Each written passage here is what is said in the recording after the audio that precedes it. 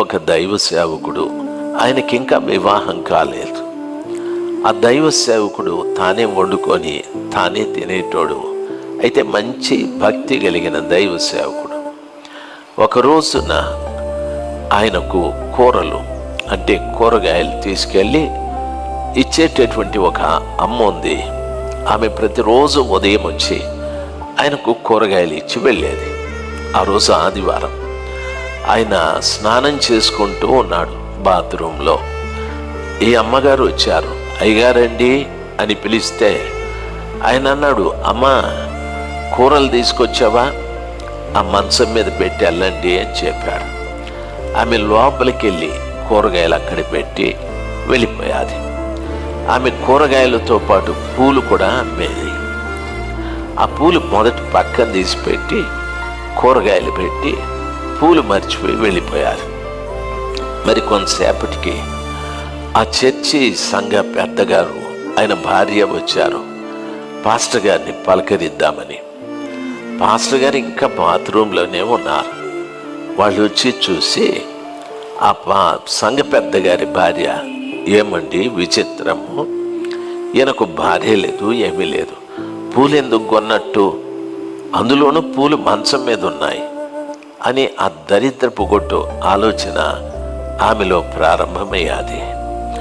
ఆ విధంగా ఆమె ఆలోచన చేసి బయటకు వచ్చి ఆమె ఇంకా తెలిసిన వాళ్ళకి అందరికీ చెప్పాది, అయ్యగారికి పెళ్ళి లేదు, అయినా మంచం మీద పూలు ఉన్నాయి, కూరగాయలు ఉన్నాయని చెప్పలే, మంచం మీద పూలు ఉన్నాయి అని. ఇంకా పక్క ఆవిడ చెప్పింది, అక్క కళ్ళారా చూసిందంట మంచం మీద పూలు విడివిడిగా పడిపోయినాయంటానని. ఇంకా ఏమేమి చెప్పాలనో అంత చర్చి ప్రారంభం కాకమునిపే పాస్టర్ గారి గురించి పూర్తిగా దండోరా అయిపోయింది. పాస్టర్ గారు మంచి భక్తిపరుడు. ఆయన బాగా ప్రార్థన చేసుకొని ఆయన ఆ పుల్పీట్ ఎక్కి మంచిగా దేవుని వాక్యం చెప్తా ఉంటే ఆడోళ్ళంతా గుసగుస చెప్పుకుంటా ఉన్నారు. ఒక వారం గడిచాది, 2 వారం గడిచాది.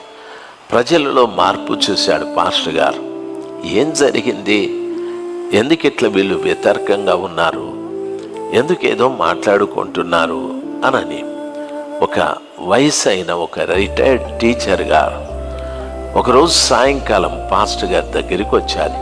బాబు, నువ్వు యవనస్తుడివి, పెళ్ళి కావాలంటే ధారాళంగా చేసుకోవచ్చు, నువ్వు ఎవరినో తీసుకొచ్చి ఆ మంచాల మీద పూలు అవి ఇవి పడితే ఎంత అసహ్యంగా ఉంటుంది అని అన్నది. ఆయన అన్నాడు, మంచం మీద పూలు ఏంది, ఎవరినో తీసుకురావడం ఏందమ్మా, లేదే, అటువంటిది ఏమీ జరగలేదు, నేను దేవుని దృష్టిలో నిజంగా మంచివాణ్ణి అంటే ఆ పెద్ద అంటుంది, నువ్వు తప్పు చేసే ప్రతిోడు కూడా మంచోడు అంటాడు బాబు, ఒకవేళ నువ్వు ఏదైనా తప్పు చేసుంటే మానుకో, సంఘం ఎదురుగా క్షమాపణ అడుగు అని అన్నాడు.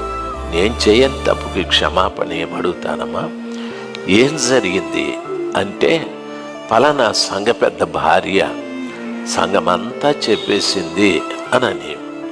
సరే, ఆ పాస్టర్ గారు ఏం చేశారంటే ఆ సంఘ పెద్ద దగ్గరికి వెళ్ళి ఆయన భార్యని పిలిచి, అమ్మా మీరేం చూశారు మంచం మీద, ఆమంటుంది కూరగాయలు పూలు నాని, పూలన్నీ చిందరబందరగా ఉన్నాయా, లేదు హారంగానే ఉన్నాయి అని చెప్పింది. మరి ఒక్కొక్కరు ఒక్కొక్క మాట చెప్తున్నారు నా గురించి, ఆ పూలు ఎట్లొచ్చాయని మీరెవరూ అడగలేదే, కూరలు తీసుకొచ్చే ఆమె, కూరగాయలు తీసుకొచ్చే ఆవిడ ఆ పూలు మంచం మీద పెట్టి కూరగాయలు పెట్టి మర్చిపోయి వెళ్ళిపోయింది. సాయంకాలం వచ్చి ఆ పూలు తీసుకెళ్ళింది ఆమెను అడగండి అంటే ఆమెను పిలిపించి అడిగితే ఆమె అనింది, నేనే ఆ పూలు పెట్టింది అనని. అప్పుడు ఆ సంఘ పెద్ద భార్య, క్షమించు బాబు, నేను తప్పు చేశాను, నీ గురించి చెడుగా నేను ఆలోచించాను, క్షమించు బాబు అని అడిగింది. పాస్టర్ గారి గురించి సంఘమంతా కూడా ఈ దుర్వార్త వ్యాపించిపోయాది. ఆయన హృదయం బాగా కలత చెందింది. ఈమె మీద పూర్తిగా ద్వేషం పెరిగింది.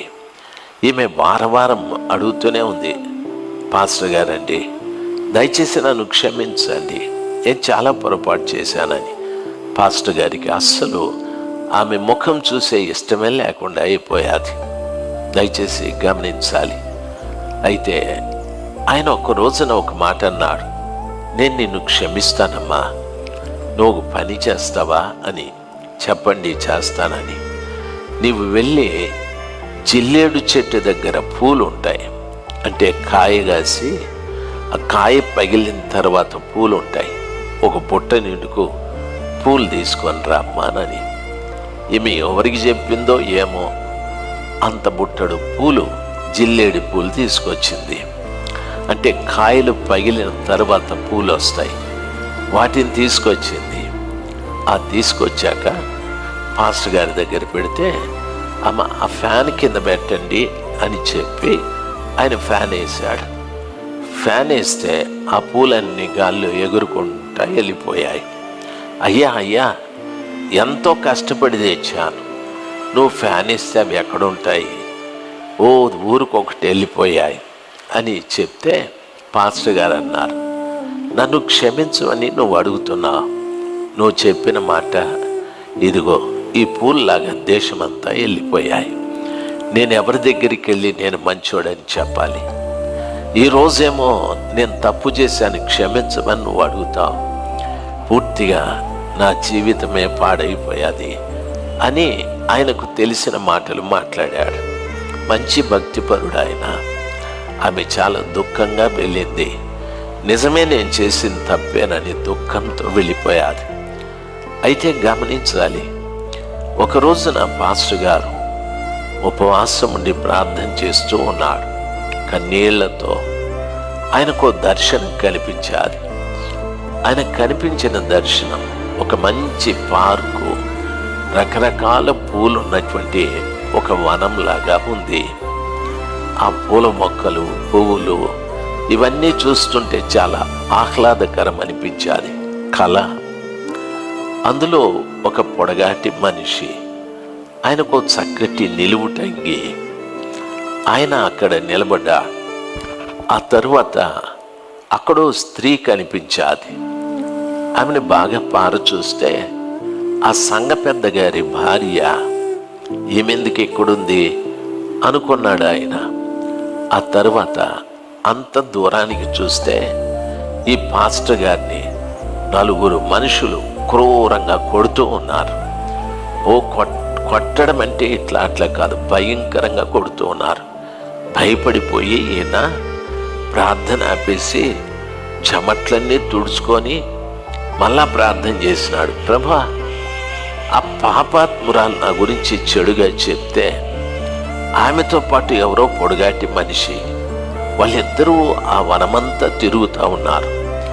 నన్నెవరో నలుగురు క్రూరులు భయంకరంగా కొడుతూ ఉన్నారు, ఏందిది అని అడిగితే ప్రభువు చెప్పాడు, ఆమె తప్పు చేసింది వాస్తవమే, అయితే నీ దగ్గరికి వచ్చి క్షమాపణ అడిగింది, నువ్వు క్షమించలేదు.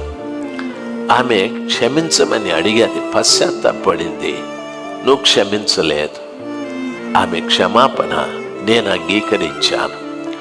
ఆమె చేసిన నేరానికి శిక్ష ఆ క్షమించమని అడగడం ద్వారా శిక్ష పోయాది. ఇప్పుడు ఆమె ఆ పొడుగాటి మనిషితో ఉంది అన్నావు కదా, ఆయన నేనే, నాతో పాటు ఉంది ఆవిడ. నువ్వు పెద్ద భక్తుడివే, మంచి ప్రసంగాలు చేస్తావు, ఎంతోమంది నీ వాక్యాలు వింటున్నారు, అయితే క్షమించే గుణం లేదు చూడు నీకు. ఆ కారణాన ఆమెకు రావాల్సిన శిక్ష నీకు పడింది అనని ప్రభు చెప్తే ఈయన భయంకరంగా ఏడ్చాడు. క్షమాపణ అనేది లేకపోతే ఒక మనిషి జీవితంలో ఎంత భక్తి ఉన్నా శిక్షకే వాడు గురి అవ్వాల్సి వస్తుంది. దయచేసి గమనించాలి.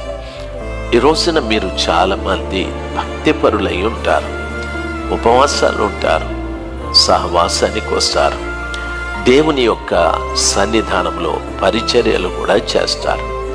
దేవుని సేవ కొరకు ధారాళంగా డబ్బులు కూడా ఇస్తారు, ఎన్నెన్నో చేస్తారు. ఒక్క క్షమాపణ లేని కారణాన దేవునితో యుగయుగాలు జీవించవలసిన నీవు శిక్షకు పాత్రుడైపోతావు. చాలామందికి క్షమించే గుణం లేదు. ప్రభువు పిల్లలుగా మీకు నా మనవి, ఎప్పుడు కూడాను ఎక్కడ ఎవరిని గురించి కూడా చెడుగా మాట్లాడద్దు. మొదటిది. రెండవది, ఎవరైనా క్షమించమని అడిగితే వాళ్ళు ఎంత పశ్చాత్తాపడి అడుగుతున్నారో తెలుసుకొని మనస్ఫూర్తిగా వాళ్ళను క్షమించాలి. వారు మనస్ఫూర్తిగా క్షమించమని అడిగినప్పుడు నీవు క్షమించకుండా నీ హృదయాన్ని కఠినం చేసుకుంటే దేవుడు చేసే పని వారిని క్షమించి వారిని వర్ధిల్ల చేస్తాడు, అభివృద్ధిలోకి తెస్తాడు. క్షమించని నిన్ను శిక్షకు పాత్రునిగా చేస్తాడు. చాలామంది కార్యాన్ని చేయడం లేదు. ఒకవేళ ఈ రోజున మీరెవరినైనా క్షమించాలి అని ఉంటే దయచేసి వాళ్ళని అడగండి, ధైర్యంగా వెళ్ళి అడగండి. బాబు, చాలా రోజుల నుండి నీ మీద ఒక చెడు అభిప్రాయం ఉంది. అమ్మా, నీ గురించి నేనేదో చెడుగా మాట్లాడాను అయ్యా, మీ గురించి కూడా నేనేదో చెడుగా చెప్పానయ్యా, క్షమించకపోతే నాకు శిక్ష ఉంటుంది. క్షమిస్తే ఆ యేసు ప్రభుల వారితో పాటు యుగయుగాలు జీవించే ఆ భాగ్యాన్ని దేవుడు ప్రసాదిస్తాడు. ఈ క్షమాపణ లేని తనము ద్వారా ఆ గొప్ప భాగ్యాన్ని ఎందుకు నేను పోగొట్టుకోవాలి? అన్నట్టే క్షమిద్దాం, ఎటువంటి వారినైనా క్షమిద్దాం. దయచేసి వాడు మన కళ్ళ ముందే తప్పు చేయని క్షమిద్దాం. దయచేసి గమనించాలి, నీ క్షమాపణ వాడిని దూషించకుండా ద్వేషించకుండా క్షమిస్తే నీ క్షమాపణను దేవుడు అంగీకరించి ఆయనతో పాటు నిన్నుంచుకోవడమే కాదు, ఏదో ఒక్క రోజున ఆ కాపరి గారు మారినట్టుగా ఈయన కూడా మారుతాడు.